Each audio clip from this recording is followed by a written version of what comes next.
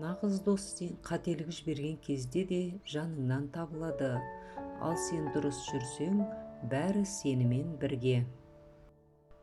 Мейірімді болу ұлы іс. Ал өз жақсылығын жұртшылыққа айтпай, құпия сақтаған адам одан да ұлы. Билегенде саған ешкім қарап тұрмағандай биле. Ән айтсаң, ешкім естіп тұрмағандай айт. Жақсы көрсең, сенің ешкім көңіліңді қалдырмағандай жақсы көр.